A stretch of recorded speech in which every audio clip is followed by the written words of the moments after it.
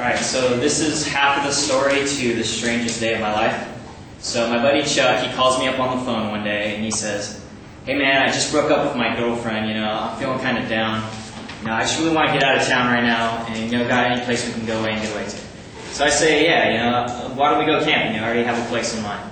So he says, alright, well that's cool and everything, I'm down. How about when we go camping, we just get really stoned? So I'm like, alright, that's cool, I'm down, so come on over. So he comes down that night and he brings with him, he brings the sack over and we make what are called firecrackers. And firecrackers, you take a piece of graham cracker and you spread it over with a big blob of peanut butter, you break open the plant, put it into the peanut butter, make a sandwich out of it, and put that in the microwave for a couple minutes and voila, there you go, firecracker. So next morning we head out, pack everything up, go to the campground, and we get checked in, we talk with the ranger and everything, and the second I step out of my car door, there's already something really bizarre going on, okay? There's just techno music, dance music blaring throughout the campground, like at 90 decibels, right? And so I'm looking around and I see up the hill behind me, there's this very odd couple, okay? There's this older guy who looks like he just walked off the set of The Sopranos, right? He's got a red burgundy tracksuit, stripes up and down the sides, his sleeves are all rolled up, bling all over the place. And so he's got with him this Asian girl, and she's got a red wig on, she's all scantily clad, prancing around, and she looks like a hooker, and they're just up there, they're all over each other, they got their hands all over each other, doing all sorts of raunchy stuff, and I'm just like, okay, whatever. I can ignore that. It's just the music that's getting me. So we get all settled down, and we eat lunch, and afterwards we're like, alright, it's time to eat these firecrackers. So I take a bite of this thing, and it just tastes like a dirty old rotten salad that someone doused with pesticide, and I got to wash it down with a handful of peanut butter. So we're sitting around maybe 10, 15 minutes, and we're kind of disappointed. We're like, alright, we're not really feeling anything, we're getting kind of bored. It's like, alright, well, let's go do something. We got the whole rest of the day ahead of us. So we go off for a hike, and we're just glad to get away from the music. And we're hiking maybe, 5-10 minutes, and we're up along this little ridge, and suddenly it just hits me. I can't even believe how fast I went from normal to being more stoned than I've ever been in my entire life. And I'm trying to walk up this ridge, and my legs aren't even working anymore, and the sun feels like it's 120 degrees. And so I look over at Chuck, and I can just tell by the look on his face that he's just feeling it too, right? So we talk, and we decide we're total idiots. What were we thinking? We're going to go off on a hike after, we just ate these things. And so we're a little lost at this point. We're a little disoriented.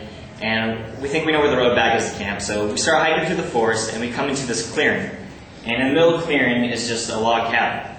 And surrounding the cabin is just this beautiful, lush green meadow. There's ferns growing, there's wildflowers, there's an awesome fragrance in the air. And I'm just looking at this cabin, and I'm thinking to myself, what do I have to do in life to be able to, to own this place and be this guy? And so suddenly Chuck just takes off. He's in a full-blown sprint, Forrest Gump size, straight through the meadow. And so I panic, and I'm like, well, if he's running for his life, maybe I should be too. So I run, I'm chasing after him, and we go through the meadow, through the other side of the forest, and we get to this road back, we find the road back to camp. And, he stops, catches breath, and I catch up to him, and I'm like, dude, what the hell was that, man? Why are you freaking out? And he's like, dude, didn't you see that guy back there, man? I was like, no, what are you talking about, dude? What guy? He's like, the old guy at the cabin, man. He had a gun, he was pointing it right at us. And so at that point, I'm like, alright, Chuck's probably completely lost his mind, right? So we're sitting there on the side of the road, and I'm just catching my breath, and these two guys come walking down the road, right? And one of them's in a wheelchair, and the other one, his friend, is pushing him along. And they're both Latino guys, they both got shaved heads, white beaters on, they got tats all up and down their arms, long shorts, long socks, a little bit. And I'm sitting there thinking, where did these characters come from? What are they doing up in the mountains? And so the guy in the wheelchair, he's got a huge knot on the side of his head, right? And his leg is just wrapped up with this blood-soaked bandage, okay? And this was their conversation as they were walking by me. So the guy in the wheelchair pushing is talking. He goes, hey man, you were just lucky to get out of there, Shit got real back there.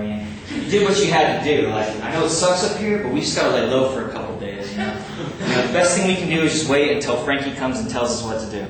And so me and my friend Chuck give each other that slow look of astonishment of we can't even believe these two guys are strolling by having a casual conversation about, probably putting someone in a hospital or, murdering someone probably. So after that, we just scurry back to camp because we're too scared to do anything else that day. And there's actually a whole other half to that day, but I don't have time for it. And so what I just want to say is This day at the time I thought was one of the worst days I've ever had. But I've been on like family vacations or trips where everything went just perfectly, and I can't remember those days as well as I can remember this one, because everything in this day that happened was so memorable, it made it a great day. So thanks for listening.